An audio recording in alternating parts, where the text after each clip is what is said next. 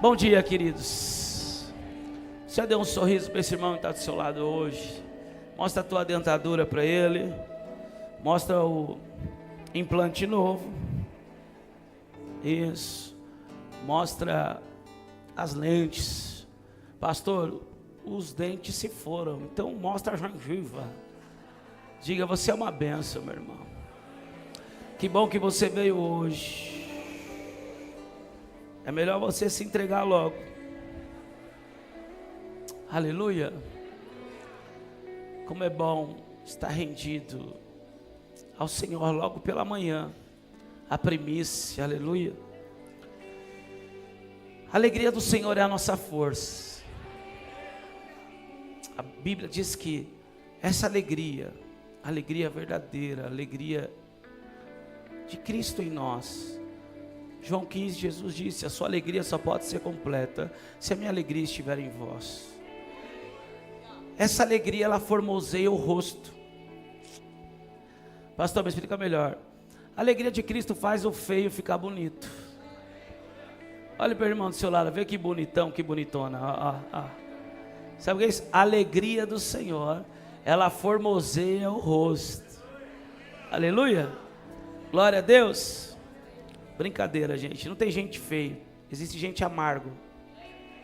Quem está entendendo? Não existe gente feia. Existe gente religioso. Não existe gente feia. Existe gente sem a presença do Espírito Santo. Aleluia. Abra sua Bíblia comigo, por favor. A segunda carta de Paulo a Timóteo, seu filho amado, seu discípulo, seu filho espiritual, seu precursor.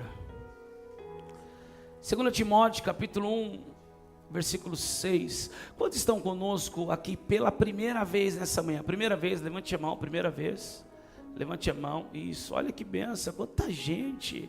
Glória a Deus, ali também, aqui, ali. Dê um aplauso a Jesus por cada pessoa que está conosco pela primeira vez. Sejam bem-vindos à Igreja de Cristo. Aleluia. Glória a Deus. Quero pedir perdão para os irmãos da live. Eu acho que nós estávamos com um probleminha técnico. Já foi solucionado? Conseguimos resolver? Glória a Deus. Que benção. Deus abençoe vocês, equipe. Então, podemos seguir agora. Também pregando para aqueles que não conseguiram chegar até aqui. Amém? Essa é uma das facilidades que a internet trouxe. A internet precisa ser usada para algo bom. Amém? Nós vamos usar todos os meios, vamos entrar em todas as esferas, vamos anunciar o reino por onde nós passarmos. Temos uma equipe também lá no Encontro Kids, aleluia. Eu vou passar lá daqui a pouco, saio daqui, faço um casamento. Do casamento passo no Encontro Kids, do Encontro Kids vou ministrar à noite.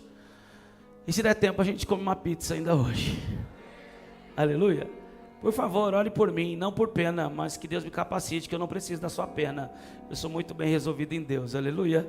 Eu não sou um coitadinho, eu estou vivendo um propósito, assim como você. Diga, você está vivendo um propósito, meu irmão. Por isso que você está aqui, aleluia.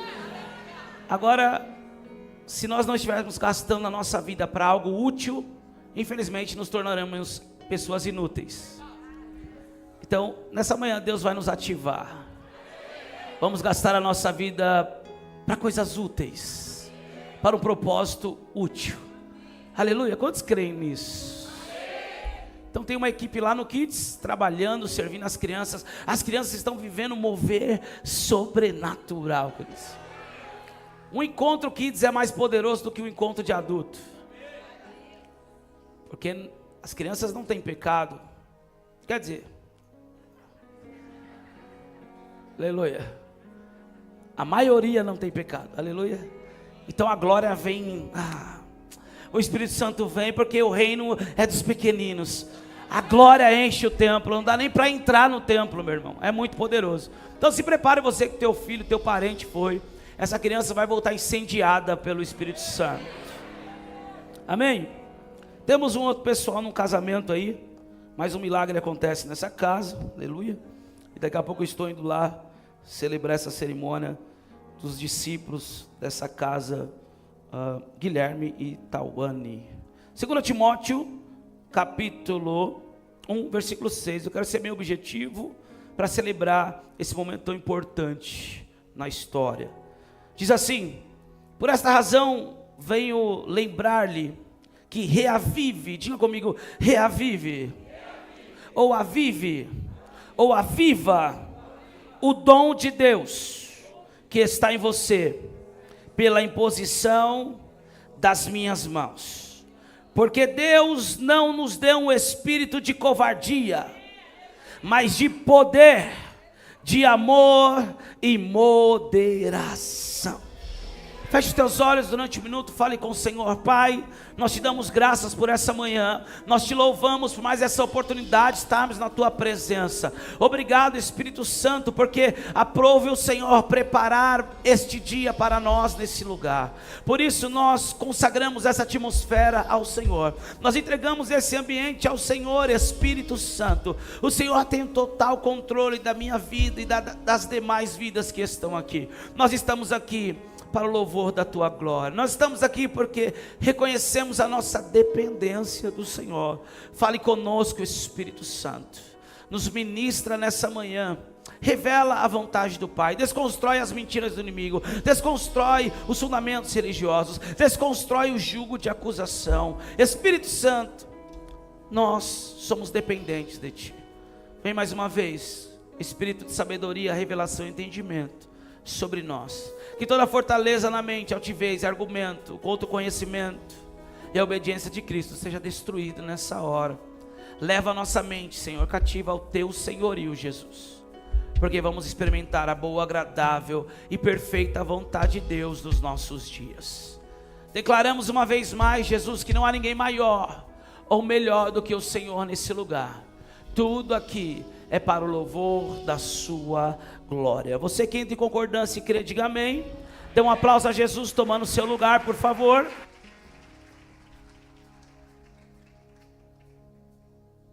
Aleluia, glória a Deus.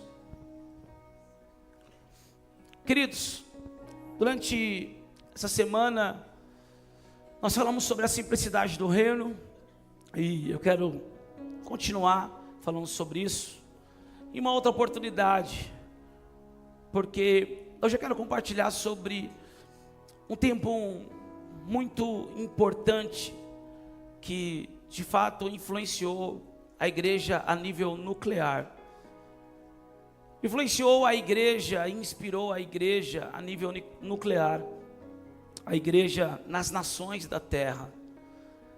Eu quero falar sobre o avivamento da Inglaterra, sobre o avivamento que aconteceu a partir de alguns homens como Charles Wesley, John Wesley e tantos outros. Mas eu quero enfatizar essa data, 1738, diga 1738. 1738. Esse foi um período onde a Inglaterra estava enfrentando uma crise gigantesca, onde uma guerra estava prestes a estourar. A peste negra estava tomando a Inglaterra. Foi um tempo muito difícil, um tempo de crise, um tempo de Deus gosta de fazer coisas extraordinárias em tempos de crise. Então, se você entrou aqui em um tempo de crise, se prepare, porque é nesse tempo que Deus escolheu para fazer algo poderoso na tua vida. Porque no tempo de bonança, no tempo onde está tudo bem, de fato, o que o Senhor fizer muitas vezes não vai ter muito sentido. Alguns talvez nem reconheçam que foi Deus que fez. Você já percebeu que a maioria das pessoas, elas buscam a Deus quando estão indo de mal a pior, mas quando está tudo bem, elas têm uma grande dificuldade de buscar a Deus. Eu vivi uma vida longe de Deus durante uma fase da minha vida, e eu lembro que os momentos mais terríveis da minha vida era quando eu me lembrava de Deus. Mas os momentos de prazeres, os momentos de conquistas e tantas outras coisas, eu não me lembrava de Deus. Isso é do ser humano. Mas Deus, sabendo disso, Ele não deixa de nos amar. Ele continua nos amando, aleluia. Ele continua nos amando, Ele é fiel, esse Deus é fiel. A Bíblia diz que a sua bondade dura para sempre. A bondade de Deus para mim, para a tua vida, não dura o período em que nós apenas frequentamos a igreja. A bondade de Deus, ela dura para sempre. Aquilo que eu e você fizermos não pode mudar o caráter de Deus. Deus é bom. Diga para o seu irmão, Deus é bom. Diga para o outro do outro lado, Deus é bom.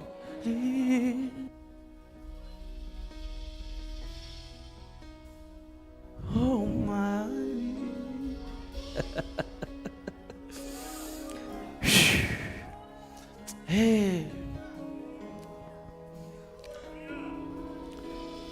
Escute. Muitos estão dizendo que o Brasil está prestes a entrar em um colapso econômico. Essa é uma boa oportunidade para um avivamento. Muitos estão dizendo que as nações já se rebelaram contra Deus. Estamos vendo pessoas dizendo, eu sou um cachorro, e afirmando e querendo ter o direito de ser um cachorro. Alguns estão dizendo, eu sou uma girafa, eu sou um gato, eu sou uma garrafa, eu sou um copo. Eu não sei o que está acontecendo nesses dias com essa geração alfa, mas eu sei que esse é um tempo oportuno, onde há confusão, onde há causa, onde há um colapso financeiro. É um ambiente propício para que um poderoso avivamento surja outra vez sobre a igreja de Cristo Jesus, ao ponto de influenciar a terra. Diga avivamento. Avivamento é trazer vida àquilo que estava morto. Avivamento é despertar. Eu vou falar de novo, avivamento é despertar. Eu vou repetir outra vez, avivamento é despertar. Porque nessa manhã há um despertar da parte do Espírito Santo para alguns irmãos que estavam acreditando que estava indo tudo bem, mas eu quero dizer que ainda existe mais. Há um despertar da parte do Espírito Santo para mim e para a tua vida nessa manhã. Um despertar do sono da indolência. Um despertar do evangelho conivente. Um despertar do evangelho que só convence, não converte. Um despertar da apostasia. Um despertar da mediocridade. Um despertar da religiosidade. Há um despertar nessa manhã para mim e para a tua vida. A história nos diz que o avivamento, alguns consideram o maior avivamento depois de Pentecostes. O avivamento da Inglaterra é considerado por muitos teólogos estudiosos acerca do avivamento como o maior avivamento depois de Pentecostes. Quem está entendendo isso? Pentecostes que eu estou falando, Atos 2. Esse foi considerado o maior avivamento de todos. E começou simplesmente através de um homem. Claro, a igreja estava orando. Claro, existia um tempo de crise. Claro, havia arrependimento. Porém, esse homem chamado John Wesley, ele nasceu em uma família anglicana, estudiosa acerca da palavra de Deus. Eram pessoas tementes a Deus. Ele se tornou um presbítero, um homem extremamente estudioso, um pastor. Ele tinha carta branca para ministrar dentro das igrejas da Inglaterra. Mas em um certo momento, voltando de uma viagem missionária, John Wesley estava em um navio com alguns moravianos. Diga moravianos. E de repente a tempestade se levantou, o mar se agitou e parecia que o barco iria afundar. Então os ingleses começaram a ficar com medo. John Wesley e a sua equipe estavam com medo, estavam desesperados, enquanto os irmãos moravianos estavam do outro lado cantando salmos e adorando a Deus. John Wesley, que cresceu estudando, meditando na família evangélica, em todos os padrões, ele cresceu sendo preparado para se tornar um ministro, um pregador. Ele era alguém que conhecia as Escrituras. Porém, no momento que parecia que ele iria morrer, ele estava morrendo de medo. E os moravianos estavam cantando salmos, adorando a Deus com alegria. Isso trouxe um choque. Isso trouxe um despertar na vida de John Wesley. Porque o mesmo Deus que John Wesley estudou e servia é o mesmo Deus que os moravianos também serviam. Mas havia diferença entre John Wesley e a sua equipe e a equipe dos moravianos, ao ponto dos moravianos conseguir acalmar John Wesley. John Wesley desce na Inglaterra e ele desce totalmente indignado. Daí diante, algo começou a ser gerado na vida dele. Uma fome, uma sede por mais da presença de Deus. Qual era a diferença dos irmãos morávios? Qual era a diferença dos moravianos? Os moravianos tinham uma paixão por Jesus fora do comum. Os moravianos não pertenciam a uma religião, eles pertenciam a Cristo. Eles estavam totalmente entregues pela causa do Evangelho. Eles estavam entregues pelo propósito da cruz, ao ponto de a história dizer que 2 moravianos se vendem como escravos. Ah, meu Deus. Se vendem como escravos para poder entrar em um lugar de escravidão, para pregar para os escravos Jesus.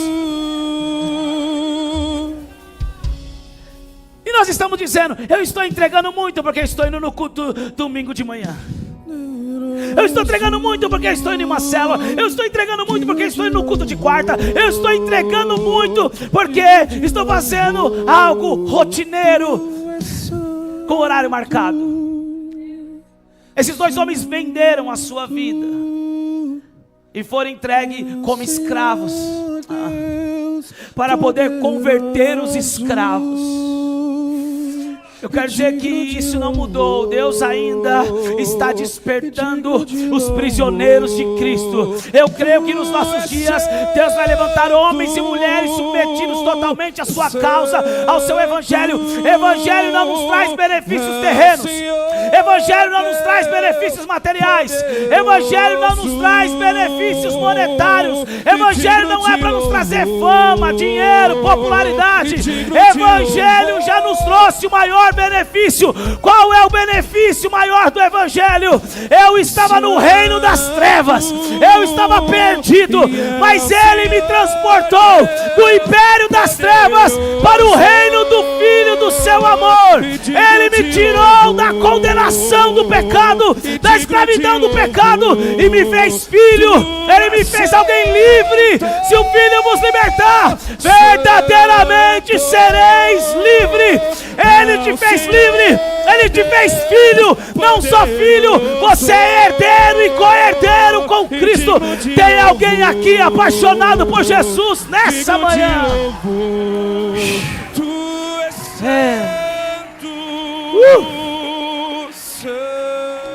Aumente um pouco o retorno para mim, por favor. Poderoso e digno de louvor, digno de louvor. Tu és santo. Eles se venderam como escravos para ganhar os escravos. E nós aprendemos a vender o Evangelho para ganhar alguma coisa da terra. Aviva o dom que há em vós. John Wesley estava indignado. Uma indignação. E ele começou a participar da reunião dos moravianos. E no dia 24 de maio, diga 24 de maio, de 1738, em uma dessas reuniões, ele declarou, enquanto eles estavam descrevendo a mudança que Deus opera no coração, através da fé em Cristo, eu senti o meu coração estranhamente aquecido. Esse dia entrou para a história dos avivamentos como o dia do coração aquecido. No dia 24 de maio de 1738, há exatamente 287 anos atrás, no dia de ontem, o dia do coração aquecido foi estabelecido. Eles estavam em meio à guerra com França. A peste negra tinha tomado. E alguns historiadores vão dizer que depois desse dia, John Wesley se tornou outra pessoa, ao ponto de dizer: o mundo é a minha paróquia. John Wesley, ele ultrapassava por cima dos cadáveres que estavam morrendo com a peste negra para pregar o evangelho. A estimativa era que de cada 10 casas, 9 eram bares e prostíbulos. O país estava totalmente perdido numa depravação moral. John Wesley começou a fazer reuniões. Sabe que reuniões eram essas? Células. Diga, casas de paz. John Wesley começou a reunir pessoas nos lares, porque ele foi proibido de pregar a palavra nas igrejas anglicanas da Inglaterra. Foi emitido uma mensagem para todo o corpo eclesiástico da Inglaterra: não deixe mais ele entrar para pregar nas igrejas. Por quê? Porque o John Wesley começou a pregar que a ceia era para o rico e para o pobre, que a igreja era lugar para o rico e para o pobre, porque a religião faz acepção de pessoas. Mas quando você tem um coração incendiado, você entende que não existe preto, branco, amarelo, japonês, americano, brasileiro, pobre, rico. Não existe isso. Em Deus, Ele entregou o seu Filho para todos que nele creem.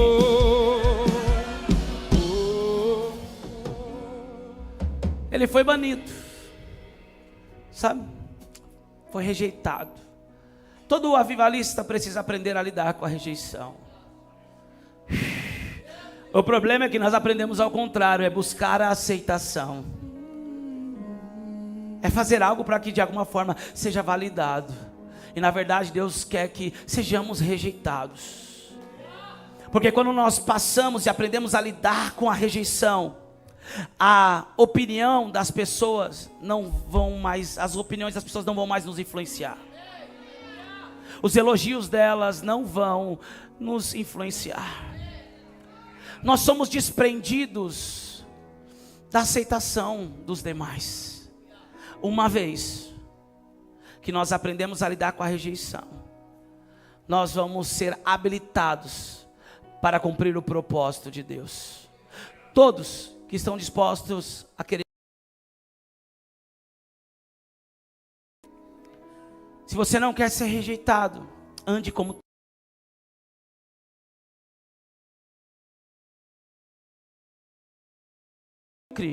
a maioria vive. O que é, pastor, viver de uma forma medíocre? Mediocridade não era uma palavra quando ela foi inventada. Mediocridade ou medíocre era uma palavra que surgiu no meio dos alpinistas, dos escaladores de montanhas.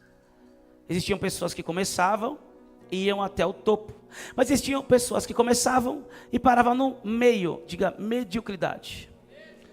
É para quem começa e para no meio. Deus não nos chamou para pararmos. Deus nos chamou para tomar as montanhas. Deus nos chamou para subir e conquistar as montanhas. Nós vamos influenciar diretamente as montanhas. Eu não sei qual é a montanha que você precisa subir, mas você não vai parar mais no meio. Você vai conquistar essa montanha. Eu não sei qual é a montanha que o diabo tentou te dizer. Você vai parar aqui no meio. Não, eu não aceito a mediocridade. Se Deus falou que eu vou viver, eu vou viver. Se eu tenho uma palavra, eu vou alcançar. Eu vou alcançar o topo dessa montanha. Eu vou conquistar aquilo que Deus disse que eu conquistaria.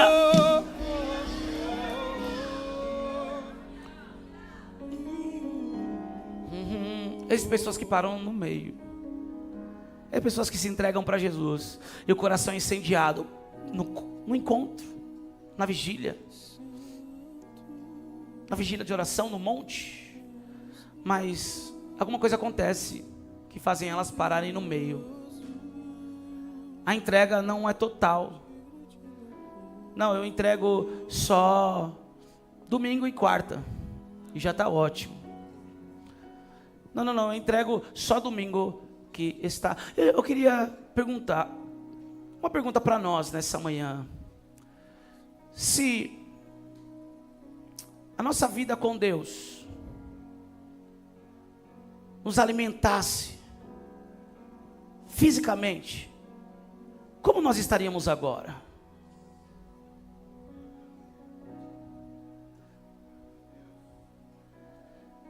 Se o nosso relacionamento, a nossa entrega, a nossa devoção a Deus nos sustentasse fisicamente como o pão, a água, o alimento, como nós nos encontraríamos agora? Fortes? Obesos espirituais? Ou raquíticos, anorexos? Alguns que comem até vomitam a palavra, porque não aceitam. Como nós estaríamos agora, nesse momento? Porque comemos todos os dias, mas acreditamos que buscar a Deus é só no domingo. Porque nos alimentamos diariamente e ainda fazemos uma regra alimentar, sabemos o que comer ou não comer, no que é terreno, no que é passageiro, no que a traça vai corromper, vai eliminar. Mas no espiritual, nós queremos deixar só para o domingo. Chacoalha o seu irmão e diga: hoje é um despertar. Diga: um despertar nessa manhã.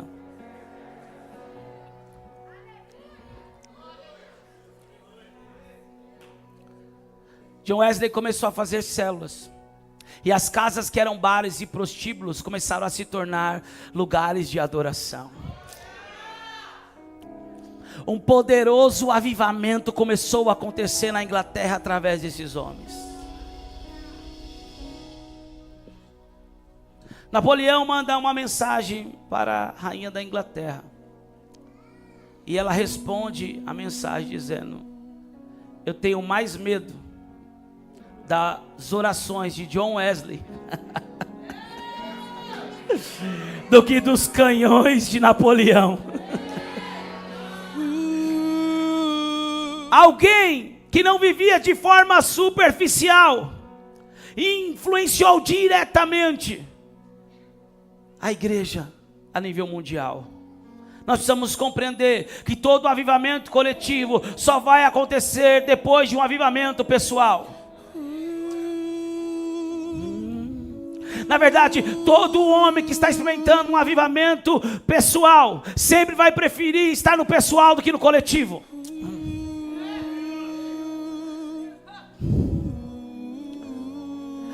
A maioria das vezes, quando eu estou orando, eu vou sair do quarto, e quando eu me deparo com as pessoas, eu quero voltar para o quarto. Aleluia. Muitas vezes, quando eu estou orando na minha sala aqui antes de vir ministrar, quando eu desço para ministrar, eu quero voltar correndo para o lugar de oração. Toda pessoa que experimenta um avivamento pessoal nunca vai querer viver demonstrando isso no coletivo. Mas é inevitável uma pessoa que vive um avivamento no pessoal não influenciar diretamente o coletivo. Pastor, o que você está querendo dizer? Que você não precisa ficar chamando: vamos, você precisa queimar. Você precisa se incendiar. Você precisa sair do quarto carregado de unção, carregado de paixão, carregado de fome e sede pela presença. Alguém incendiado. Quando nós saímos desse lugar de oração assim, nós não precisamos dizer, vamos comigo. As pessoas vão dizer, algo aconteceu com você, eu quero ir com você, eu preciso ir com você, eu devo andar com você. Escute, todo o avivamento coletivo aconteceu primeiro através de um avivamento pessoal. Pastor, eu quero ganhar toda a minha casa para Jesus. Você vai ganhar, mas uma luz precisa acender aqui. Não, pastor, eu já parei de xingar todo mundo. E olha que eles merecem. Eu já parei de responder, já parei de tacar panela, de tacar copo. Eu já parei com essas coisas, eu já mudei. Isso é muito bom e continue assim. Mas não é isso que vai despertar o interesse da tua família. Escute, se na tua casa há escuridão, há trevas. Pastor, como eu sei se uma casa tem trevas? Ela tem álcool, tem drogas, tem palavrões, tem novela da Globo, Big Brother, Casa dos Artistas. Nem existe mais isso, né? Da minha época lá atrás. A Fazenda, a pornografia, a briga, a contenda. Um funkzinho, um pagodinho, o sertanejo do safadão. Deus habita no meio dos louvores. Não pode sair dois tipos de água da mesma fonte. Ou ela é água doce ou ela é água amarga. Eu não posso dizer, a minha casa é de Deus, e tocando tchá tchá, eu vou matar, eu vou pegar, eu vou sentar. Não, não, não. Que casa é essa que é de Deus? A minha casa é de Deus. Ah, não tem problema, larga ele, fica comigo. Se não largar, ficar comigo, a gente faz um trisal. Que casa é essa que é de Deus? A minha casa é de Deus, mas o palavrão rola solto. Sinto muito em te dizer, a sua casa não é de Deus. Há um despertar nessa manhã. Há um despertar nessa manhã. Pastor, mas eu não tenho controle sobre ninguém na minha casa. Muito bem, nem precisa. O que você precisa então? Um avivamento pessoal. Sabe qual é o problema? É que por falta de um despertamento, nós nos acostumamos a ver os nossos pais chegarem bêbados em casa. O marido chega drogado, o filho chega bêbado. A violência, a prostituição, as drogas. Esse dia eu estava ouvindo um podcast e um pastor policial estava falando sobre isso. E ele falando com uma mãe, ele foi entrar na casa dela porque o filho era gerente de uma boca de tráfico no Rio de Janeiro. E aí ele falou para ela, paz do Senhor, minha irmã. E ela não quis dar paz do Senhor para ele. A senhora é uma serva do Altíssimo. Eu estou te dando paz do Senhor. Porque ele tinha um mandado para entrar na casa dela. E ela, paz do Senhor, não querendo dar paz do Senhor. E aí ela já começa a justificar. Eu estou orando pelo meu filho. Ele falou, seu filho está na vida errada. Seu filho está no crime. Seu filho está fazendo isso com as pessoas. Mas eu estou orando pela vida dele. Muito bem, a irmã está certa. Tem que continuar orando. Mas nós temos que entrar. Não, mas eu não tenho nada de errado na minha casa. Eu não aceito nada de errado na minha casa. E ele diz que ele entra. E quando ele entra, ele olha para a TV, e uma TV gigantesca. E ele disse, que TV bonita, minha irmã. E aí ela falou, eu ganhei. Aí ele falou, quem te deu? Foi o meu filho. Qual filho? Você tem outro filho? Ou foi o filho que é gerente da boca de tráfico? Foi esse meu filho. Minha irmã, esse dinheiro teve sangue derramado. Pessoas estão sendo mortas. Ele cobrou pessoas de vida de drogas e tantas coisas. E a irmã disse que não deixa entrar na sua casa. Aí ela disse, mas eu já consagrei ao Senhor.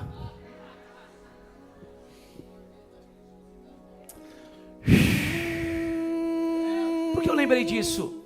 Porque eu me lembro que muitas vezes quando eu chegava em casa, 3 dias sem dormir, 4 dias, totalmente desesperançoso, endemoniado, revoltado, eu chegava em casa e minha mãe estava escutando uma canção, a maioria das vezes era Fernanda Brum. Peniel, eu tenho visto o Senhor, Peniel, tenho lutado com Deus. Vou morrer pra mim mesmo e mudar minha história pra sempre. Peniel, eu tenho visto o Senhor, Peniel, tenho lutado com Deus. Meu irmão, eu entrava e a atmosfera da minha casa me constrangia.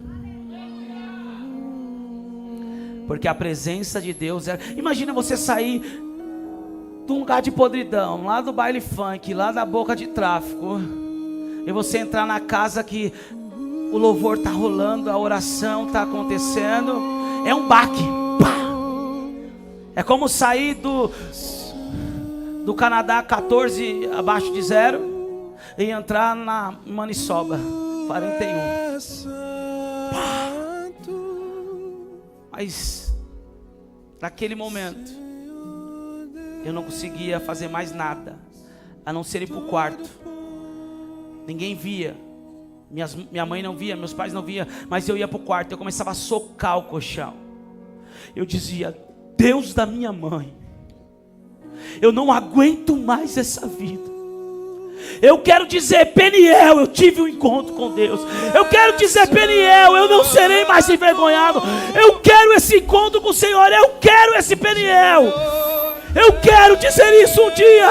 Aparece para mim, Deus da minha mãe, aparece para mim. Sabe o que aconteceu, querido? Em 2008 eu tive um encontro pessoal com Jesus na casa dos meus pais. Eu fiquei 3 dias me arrependendo. Deus mudou a minha vida. Depois ele me levou a um lugar chamado Encontro com Deus. Eu passei por um lugar chamado Peniel. Eu tive um encontro com Deus. A minha vida foi transformada. Fazem 10 anos que eu ministro o Encontro Peniel para outras pessoas.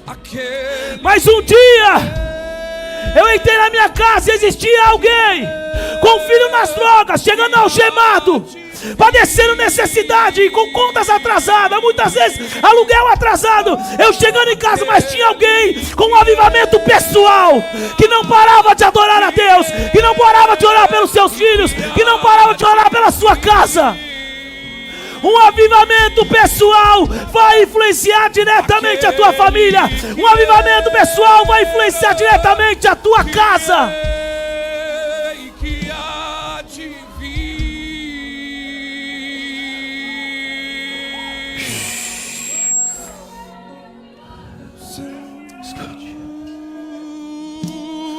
Ano retrasado eu estava na Europa. Foi ano passado, não lembro mais. Me mandaram passagem. Meu nome estava nos cartazes. Igrejas relevantes, pessoas relevantes ao nível que a sociedade acredita que é relevante. Hotel, 5 estrelas, tudo pago. Passagem paga. Descendo do avião, eu me sentia o Bolsonaro, meu irmão. Tinha carro de segurança na frente, atrás, um diplomata, e eu entendi que na verdade é ser embaixador do reino. Pessoas sedentas para ouvir daquilo que eu estou compartilhando nessa manhã. Eu estava em um metrô na França, em Paris, e meu irmão Gideão falou, você quer ir como? De carro, de ônibus ou de metrô? Para a gente conhecer, fazer o turismo. Eu falei para a Andressa, vamos de metrô para a gente conhecer os metrôs daqui. Só que a gente tem que pegar um ônibus para ir para o metrô. E quando eu peguei o ônibus e eu entrei, o Espírito Santo falou para mim, você não está aqui por aquilo que você entregou. Eu disse, como assim, Espírito Santo? E aí eu vi uma rotatória. Sabe aquela rotatória do Minhocão? Sabe? Aquele ônibus Minhocão? Só quem já morou na Tiradentes ou tá para os lados lá, sabe o que eu estou falando. Na época que estourou esse Minhocão, que começaram a fazer, eu e meu irmão, essa era a nossa diversão. Porque minha mãe, nós morávamos lá no final do Barro Branco. E ela vinha terça, quinta, sábado e domingo para a igreja. E ela tinha que nos trazer. 2 crianças pequenas e a Jennifer de colo. Muitas vezes chovendo, um morro, não tinha asfalto onde nós morávamos. Colocávamos sacolinhas nos pés, lanterna, descia o morro para chegar no asfalto, pegar um ônibus até o terminal Tiradentes, do terminal Tiradentes até o Shopping Aricanduva, do Shopping Aricanduva até um Itápolis, até a Barreira Grande, porque a igreja era lá. Minha mãe ia de terça, quinta, sábado para ensaiar as irmãs e domingo, com 3 crianças pequenas. O Espírito Santo me disse, você está aqui, com passagem aérea comprada, hotel 5 estrelas, seu nome está nos lugares, mas você só está aqui, vivendo isso, através da semeadura da sua mãe, que não deixou de se entregar por mim, nos momentos mais difíceis que vocês enfrentaram. Escute, um avivamento pessoal vai influenciar diretamente no coletivo. Como o pastor André pregou, os nossos filhos serão uma extensão daquilo que estamos vivendo hoje, mas serão uma versão melhorada, uma versão muito melhor. Um dia Deus disse para mim que sua mãe tinha dificuldade de andar de ônibus com vocês pequenos, para lá e para cá, 1h30, 2 horas, para me servir. As suas filhas não terão dificuldade de viajar as nações de avião. O que nós estamos semeando não é para agora somente. É um legado geracional, é tudo que o diabo não quer que entendamos. Nós estamos falando de um homem que viveu uma experiência com o Espírito Santo em 1738. São 287 anos depois, quase 3 séculos depois. Nós estamos falando desse legado. Um homem que ganhou mais de 3 milhões de almas. Eu me lembro que eu chegava em casa com um bolo de dinheiro do tráfico, colocava na mesa, sabendo que não tinha comida. Meu pai estava correndo atrás, trabalhando, as coisas faltando. Eu falava, mãe, pode pegar o quanto precisar. Eu vou me trocar, tomar banho e vou sair. Eu tomava banho, me trocava, e eu ia sair de novo, o dinheiro estava do mesmo jeito. Isso me revoltava, mas isso pregava para mim. Eu dizia, pai, por que vocês não pegaram? Meu pai dizia, porque o teu dinheiro é maldito. Nós precisamos parar de viver um evangelho conivente. Precisamos de um avivamento pessoal urgente. Precisamos de um avivamento genuíno. Precisamos trazer vida novamente a essa paixão, a esse fogo. Precisamos queimar outra vez, porque só assim nós vamos influenciar a nossa família, a nossa geração, os nossos amigos. Quais são as suas guerras? A sua guerra é pessoal, então você precisa de um avivamento pessoal. A sua guerra é com alguém da família, então você precisa de um avivamento pessoal. Mas qual é a sua crise? Qual é a sua luta? Independente dela, o que nós precisamos é de um avivamento pessoal. Moisés ficou 40 anos vivendo como um príncipe, estudando nas melhores universidades, comendo do bom e do melhor dentro do palácio. Ele era considerado neto de Faraó. E ele tentou cumprir o propósito, matou o egípcio, porque viu ferindo o hebreu na força do seu braço. Teve que fugir, sair como um fugitivo do Egito. E ficou agora 40 anos pastoreando no deserto. São 80 anos. Mas teve um dia, ou alguns dias, que ele olhou para uma sarça. E essa sarça queimava, pegava fogo, mas ela não se consumia. Essa sarça estava incendiada, mas ela não era destruída pelo fogo. Era um fogo que queimava, mas não consumia a sarça. Moisés começou a olhar e falar: peraí, sarça pegar fogo no deserto é algo comum, mas essa é diferente, porque ela está pegando fogo já tem um bom tempo e ela não se consome. Escute, avivamento pessoal vai atrair atenção. Pregar bonito, ter uma boa eloquência, fazer uma boa exegese, ter uma boa oratória, isso tudo é legal, a gente estuda sobre isso, a gente aprende. Só que, se existe tudo isso, apenas conhecimento, habilidades, nós só vamos atrair os admiradores, as pessoas que nos admiram, e começam a falar sobre o nome dessa pessoa.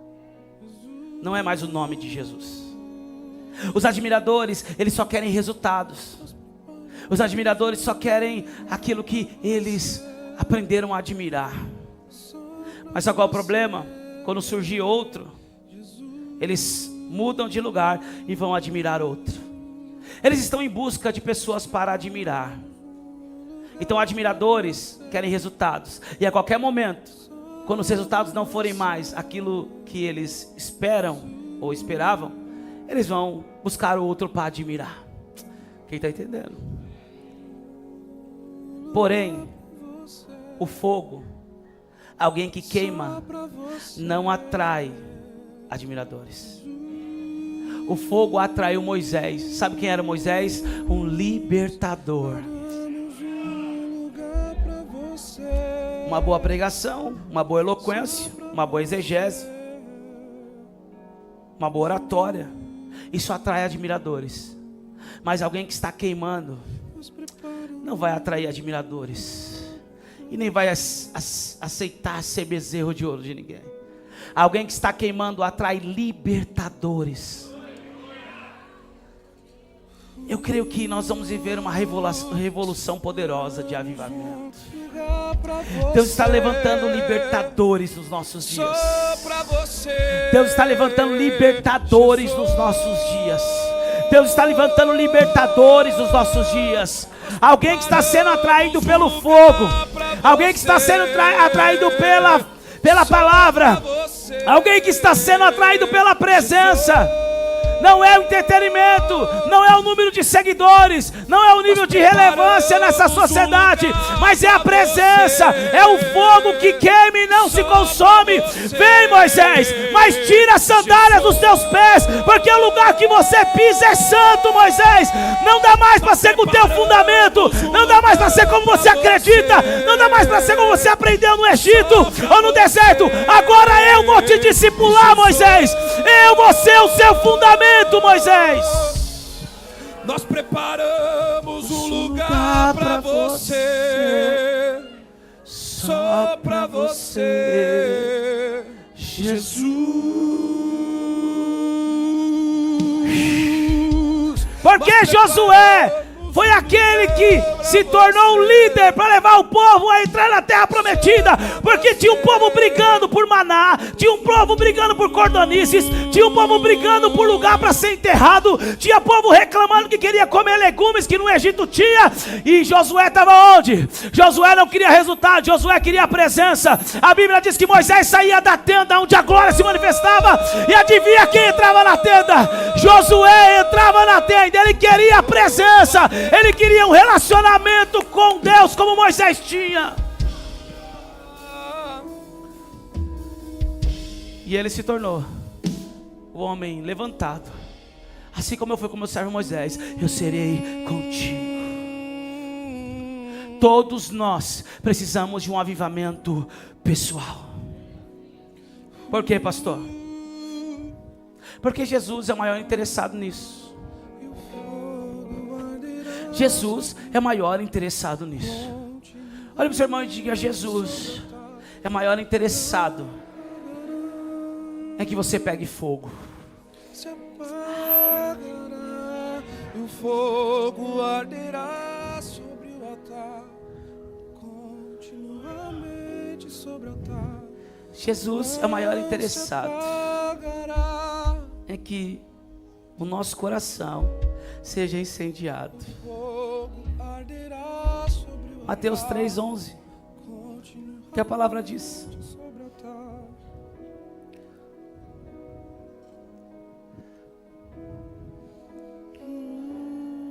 eu batizo vocês com água para arrependimento, mas aquele que vem depois de mim é mais poderoso do que eu, do qual não sou digno de carregar as sandálias. Ele os batizará com o Espírito Santo e com o Espírito Santo e com o Espírito Santo e com o Espírito Santo e com. Quem é que vai batizar com o Espírito Santo com fogo? Hã? Yes, Jesus, Jesus Cristo. Diga Jesus. João está dizendo: eu batizo vocês com água para o arrependimento, mas virá outro após mim, que é antes de mim, na qual não sou digno de desatar as suas alparcas. Ele vos batizará com o Espírito Santo e com... Diga para o seu irmão: Jesus quer te batizar com fogo.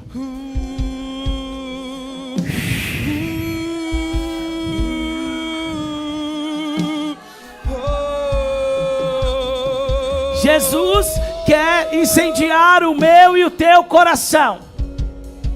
Jesus quer colocar fogo em mim e você. Perguntaram para John Wesley: qual é o segredo do teu ministério, do êxito do teu ministério? Ele disse: eu me incendeio e deixo as pessoas me verem queimando. Jonathan Edwards, um outro avivalista, ele prega um sermão, um único sermão, que causou um avivamento. Pecadores na mão de um Deus irado. A história diz que as pessoas acreditavam que o chão estava se abrindo e elas iam cair no inferno. O nível de unção e de revelação, de presença, ao ponto de saírem correndo e irem para suas casas, pegarem os ídolos, pegarem os quadros, pegarem as coisas pornográficas e trazerem para a praça. Fogueiras enormes eram feitas e fogo nos ídolos.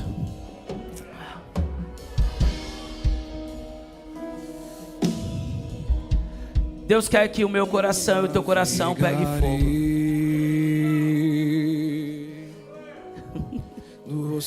Deus quer incendiar. Pastor, não, o pastor está exagerando.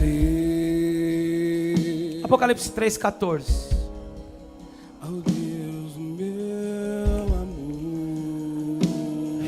As televisões estão desligadas. Apocalipse 3:14.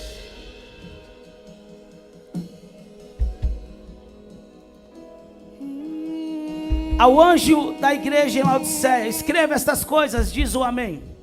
A testemunha fiel e verdadeira, o princípio da criação de Deus. Conheço as obras que você realiza, que você não é nem frio nem quente.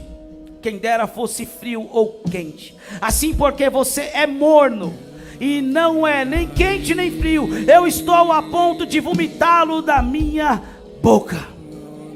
Você diz: sou rico, estou bem de vida e não preciso de nada. Mas você não sabe que é infeliz. Meu Deus. Sim, miserável, pobre, cego e nu.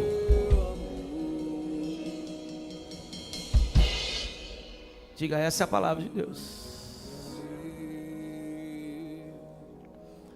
Quem deras você fosse quente ou frio, mas é morno. E o morno será? O morno será? O morno será? Eu tive uma experiência profética alguns anos atrás. E eu estava dentro dessa palavra. E eu acordei vomitando. E corri para o banheiro. E eu falei: Senhor, o que é isso? E eu comecei a buscar interpretação dessa experiência. Tinha sido a primeira experiência tão pessoal com uma mensagem profética. Tão real com uma mensagem profética. Eu comecei a perguntar para alguns conselheiros e todos eles me disseram a mesma coisa. Você recebeu uma incumbência profética, uma mensagem profética. Vá e anuncie essas coisas. E eu passei 2020, 2021, 2022, 2023, 2024, agora 2025. Toda nação que eu piso para anunciar o Evangelho, eu entrego essa mensagem. Avisa a minha igreja que os mornos serão vomitados. A mornidão é algo terrível.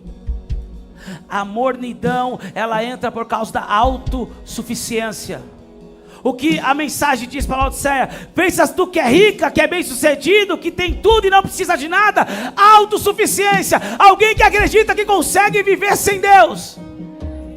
Alguém que acredita que tendo os bens materiais está tudo resolvido. Alguém que acredita que realizar os seus sonhos vai te completar. Alguém que acredita que essas coisas são sinais de aprovação de Deus. Mas a mensagem para a igreja de Laodiceia é: você é infeliz, pobre, nu e cega. Nós precisamos compreender: há uma chamada divina para mim e para a tua vida. A chamada é: queime por paixão, queime de paixão por Jesus, queime de amor por Jesus, queime verdadeiramente por Ele. Ali adorarei. Sabe qual é o problema do morno? Diga qual, pastor. O morno é alguém quente que esfriou. O morno é alguém que já provou, mas esfriou. O morno é alguém que já teve essa intimidade, mas começou a viver coisas poderosas e entrou na autossuficiência. Eu não preciso mais. O Senhor me disse: eu estou permitindo você sentir o gosto, porque assim são os mornos na minha boca. Amargo. Pessoas mornas diante de Deus são pessoas amargas, que são pessoas indigestas. São pessoas que nem Deus quer, de tão amargos que são. Há um convite da parte do Eterno: pegue fogo. Olha para o seu irmão e diga: pegue fogo. Olha para o seu irmão e diga: pegue fogo. Pegue fogo.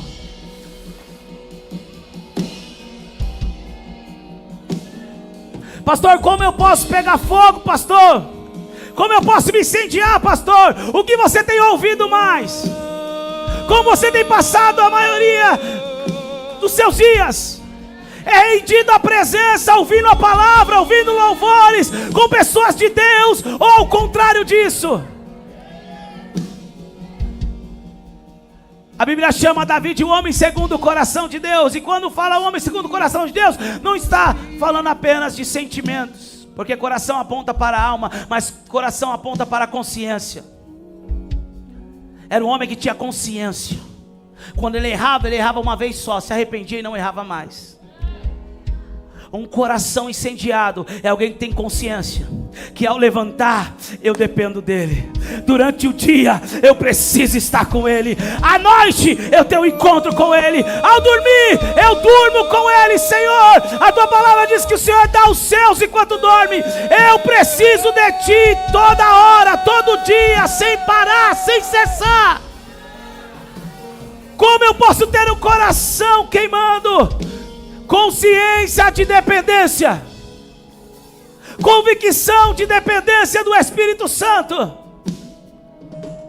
dependência total dele. Charles Spurgeon, o príncipe dos pregadores, dizia: é mais fácil um leão se tornar um vegetariano do que um cristão ter uma vida bem sucedida, de êxito na sua caminhada cristã, sem o Espírito Santo. Robacheque mamandurubas, robochere babarabas chorabas,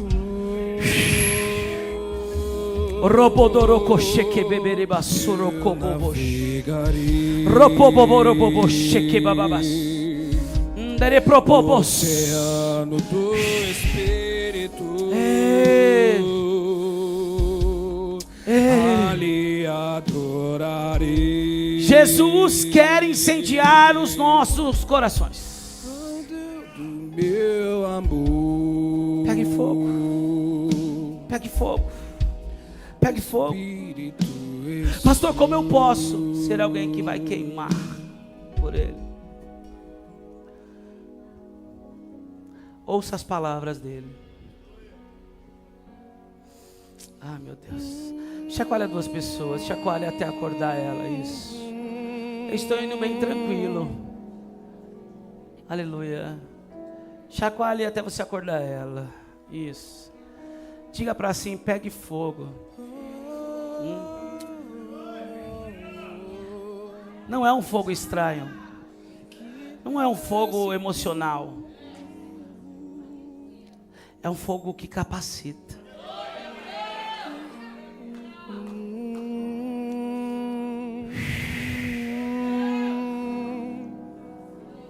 O fogo, ele tem 3 funções na Bíblia.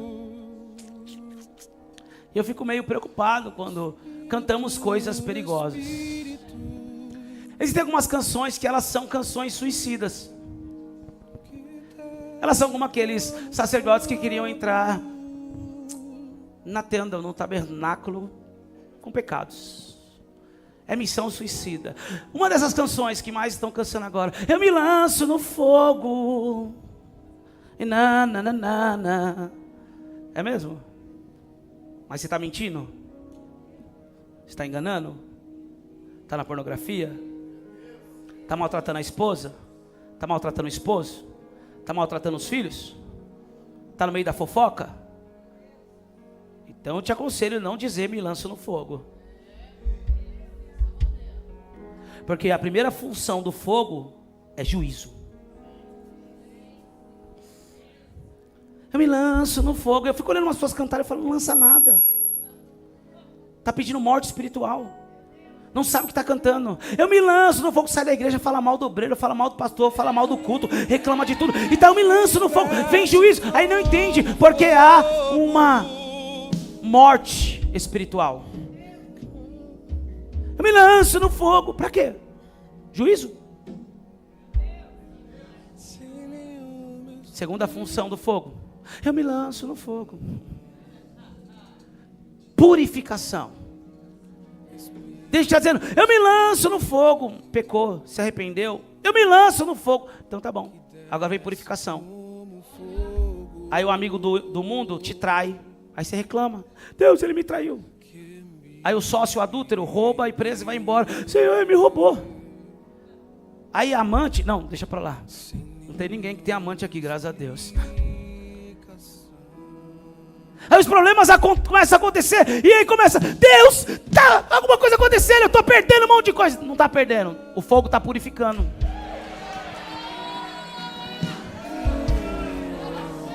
Mas ele terminou comigo, o relacionamento era tóxico, filha. Você apanhava uma vez por semana no mínimo. E dizia, Deus vai mudar. E Deus diz, nem o diabo está querendo ele. Aí Deus tira, acaba o relacionamento. Ai, agora pastor, ora para ele voltar. Mas você não falou, eu me lanço no fogo. O fogo purifica. Diga, o fogo purifica.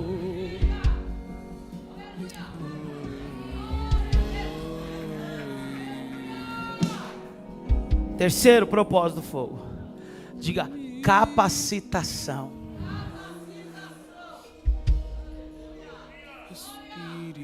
Quando o fogo do Espírito vem, ele traz capacitação.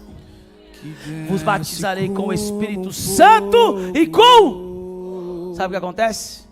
Dons são conferidos. Você coloca a mão sobre as pessoas enfermas e elas são curadas. Quem viu a irmã que chegou no encontro de andador? Que não tinha sensibilidade nas pernas. A presença de Deus, o poder, o fogo do Espírito Santo levou toda a dor embora. Ela levantou e começou a andar sem o andador. Ela me mostrou o exame dela, que o médico tinha diagnosticado ela sem a sensibilidade. Ela pediu para servas, me leva na grama porque eu quero sentir a grama. Eu estou sentindo de novo. Quando o fogo vem, dons são conferidos, dons de cura, poder, capacitação sobrenatural, para fazer aquilo que na força natural de um homem seria impossível fazer. O fogo nos confere capacitação, dons, poder. Porque nós estamos vendo lugares onde não tem mais pessoas sendo libertas, pessoas sendo curadas, porque falta fogo.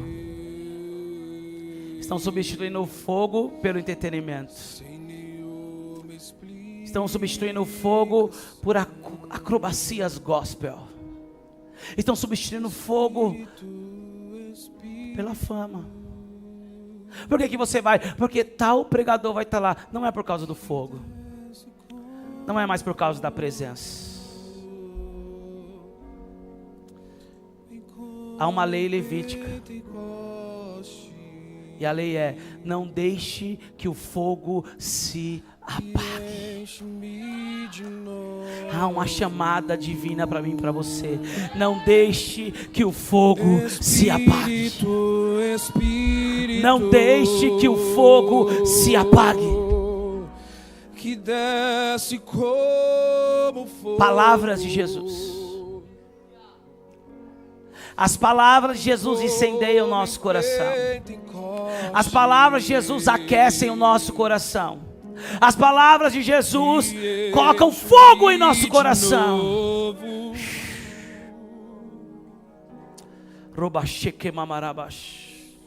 A Bíblia diz que Jesus havia sido crucificado. E agora os discípulos estavam com medo. Só que Jesus começa a caminhar do lado de dois discípulos na estrada de Emaús. E Jesus começa a conversar com eles. Eles nem se dão conta que era Jesus que estava falando com eles. E eles começaram a contar para Jesus o que havia. Você não está sabendo o que aconteceu em Jerusalém? Aquele que nós acreditávamos que era o Filho de Deus foi crucificado. E Jesus conversando com eles. E Jesus começa a falar a palavra. Ele chega ao destino. E agora eles sentam na mesa. E Jesus senta na mesa com eles. Mas Jesus pega o pão e parte o pão. Quando Jesus parte o pão, os discípulos olham e falam: é Ele. Porque na mesa os olhos são abertos. Na mesa os olhos são abertos.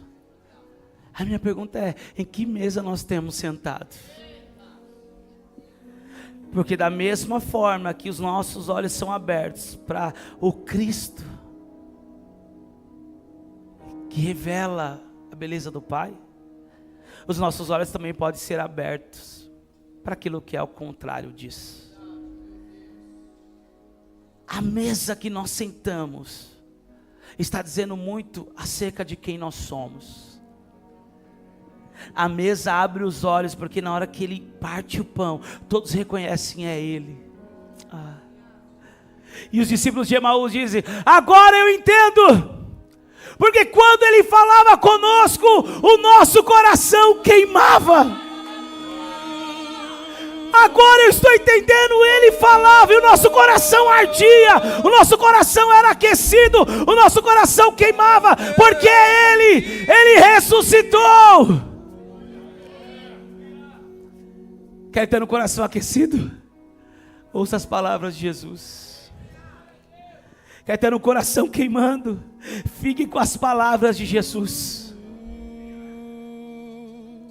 O problema é que nós dividimos a nossa atenção. Nós dividimos o nosso coração. E há uma palavra, e eu encerro aqui. Provérbios 23, 26. Holy,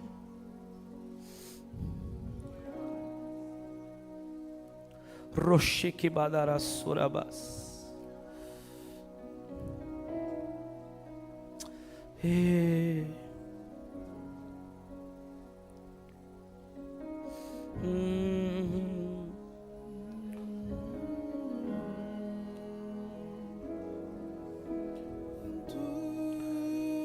Por favor, coloque na tradução ACF.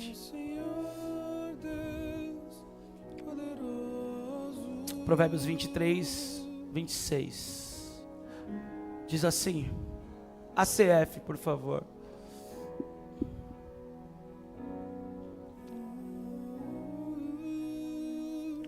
Santo é o Senhor Deus.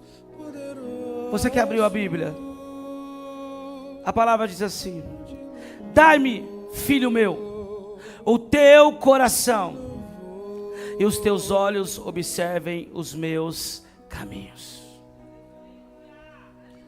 Dar-me, filho meu, o teu, e observe os meus caminhos. Sabe qual é o problema? Às vezes nosso coração não está queimando, porque ele está dividido. No reino de Deus não há neutralidade. Ou é para Jesus que nós entregamos nosso coração, ou é para o mundo. Não tem como ter um pouco do mundo e um pouco de Jesus no coração. Filho meu, dá-me o seu. Filho meu, dá-me o seu. Não é metade do coração. Não é uma pequena porcentagem. Não é um pequeno espaço. Filho meu, dá-me o seu. Por que eu tenho que dar o coração? Porque se o meu teu coração for dele, tudo será dele. O nosso coração é a primícia.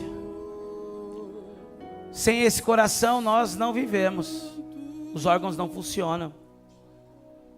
O coração também é o centro das nossas emoções.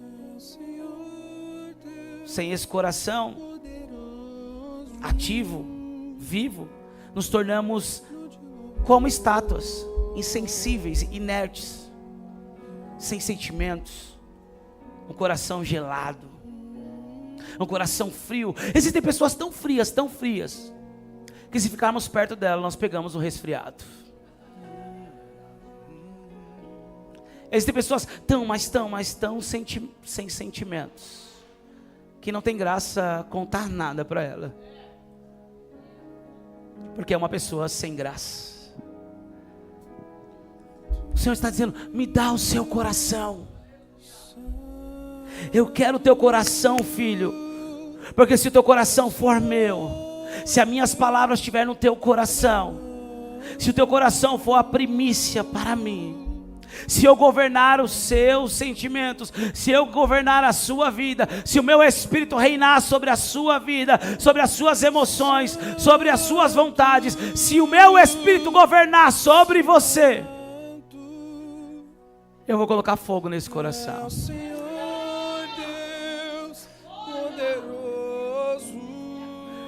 Um coração em chamas afasta serpentes. Um coração em chama afasta as bestas fera. Um coração em chamas afasta os relacionamentos tóxicos. Um coração em chamas sente o cheiro da mentira de longe. Um coração em chamas não é enganado, não é levado, não é influenciado. Um coração em chamas.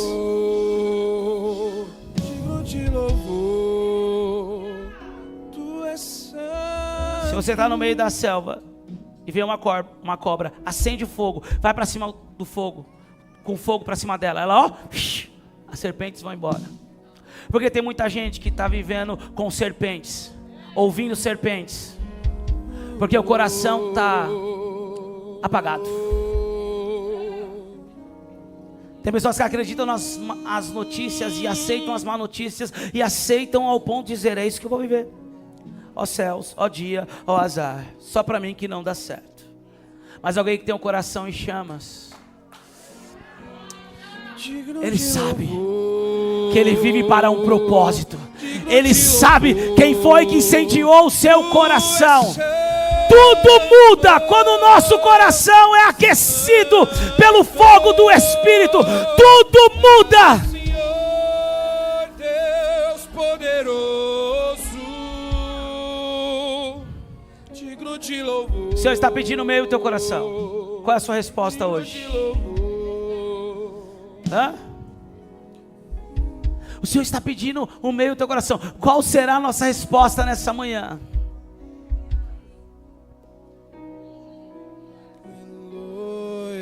A palavra, ela tem quebrado algumas coisas. O que foi que petrificou o seu coração? O que foi que enrijeceu esse coração? O que foi que tornou esse coração um coração de pedra? Foi meus pais, foi o abuso, foi o roubo, foi a traição, foi a decepção, foi a injustiça que eu sofri, foi a decepção com pessoas que diziam que eram de Deus, decepção com a minha família que eu acreditaria que queria me apoiar, mas vivem jogando na cara que agora eu sou de Deus. Como que eu ainda ajo assim? O que tem pedrificado o teu coração? O pecado, a mágoa, a inferioridade, a rejeição, a necessidade de aceitação, as crises financeiras. Eu sinto em dizer, se o nosso coração está sofrendo por causa de dinheiro, já descobrimos qual é o Deus dessa pessoa. Eu testemunhei aqui, eu aprendi assim. Eu nunca vi minha mãe e meu pai, mesmo na vida que eu vivia, deixar de pregar o evangelho, mesmo passando por crises violentas, economicamente falando. Se eu paro de servir a Deus por causa de crise econômica, eu estou dizendo, o meu Deus é mamão. Se eu busco a Deus por causa de dinheiro, eu estou dizendo, o Deus que eu sirvo é mamão. Alguém com o coração incendiado vive em devoção a Ele. No meu trabalho, eu estou fazendo com excelência, porque eu estou queimando, é para Ele que eu estou trabalhando. Trabalhe para os homens como se estivesse trabalhando para Deus, porque Ele o recompensará. É fazer o melhor, o que vem às suas mãos conforme as suas forças. Eu estou queimando, eu não tenho tempo para ficar chorando pelos cantos. Eu não tenho tempo para ficar me comparando. Eu não tenho tempo para entrar no mimimi. Eu não tenho tempo para ter essa mente socialista, que é o evangelho da inveja. Ele tem e não deveria ter, e o que ele tem eu quero para mim. Então eu vou invadir a terra, vou colocar uma bandeira MST e é tudo nosso. Esse é socialismo, esse é o evangelho da inveja. Jesus disse, aquele que tem capacidade de 1, receba 1, capacidade de 2, 2, capacidade de 5, 5. Então eu declaro que a sua capacidade vai aumentar. Você não vai precisar tomar nada que é de ninguém. Você não vai precisar se comparar. Você não vai precisar deixar que a inveja bata o teu coração. A inveja é a vingança dos covardes. Isso não é para nós. Isso não é para mim. Isso não é para você. O que foi que tentou petrificar o teu coração? Qual é o problema? Eu quero dizer algo para você. Coração de pedra não pega fogo. Chacoalhe para o seu irmão e diga, coração de pedra não pega fogo. Antes do coração ser incendiado, precisamos deixar primeiro ele ser quebrantado. Talvez o orgulho, essas pessoas mas tão orgulhosas que dizem, eu não preciso de nada disso. Mas a vida está uma desgraça. Está indo de mal a pior.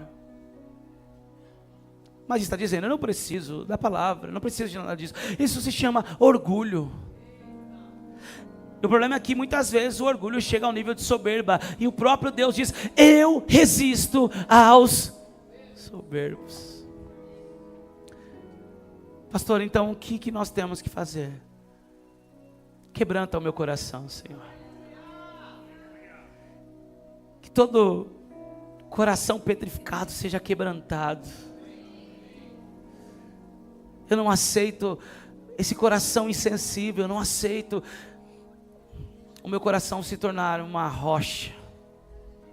Você já tentou colocar fogo em pedra? Pedra não queima. Mas um coração quebrantado, Deus não resiste. Eu quero te dar um conselho nessa manhã. Se coloque de pé. Estamos comemorando 287 anos do coração aquecido. Fluam.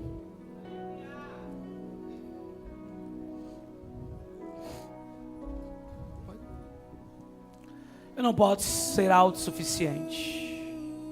Eu não posso ser morno. Eu não quero ser vomitado. Eu não quero viver isso. Eu não posso viver isso. Tu és santo. Eu quero viver queimando. Jeremias diz, a tua palavra é como fogo que queima em meus ossos. Poderoso, digno de louvor. Feche os teus olhos nessa manhã.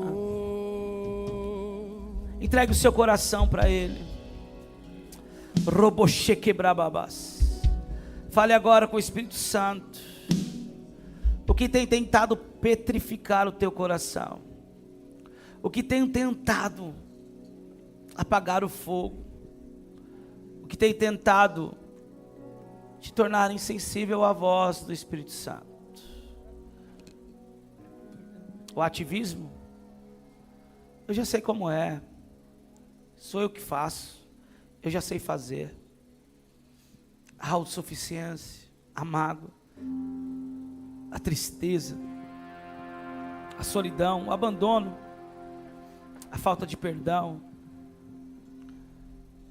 Espírito Santo, quebranta-nos nessa manhã. Espírito Santo, nós precisamos de Ti. Quebranta-nos nessa manhã, Senhor. Robochequebadarabás. Quebranta-nos, Pai.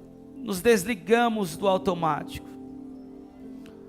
Nos desligamos, Senhor, daquilo que é robótico. E abrimos a porta outra vez para o Senhor entrar. Entra, Senhor. Entra no nosso coração. Desconstrói tudo aquilo que petrificou. Toda mentira do inimigo, toda comparação. Erabaxuiaba, se queimas. Oh,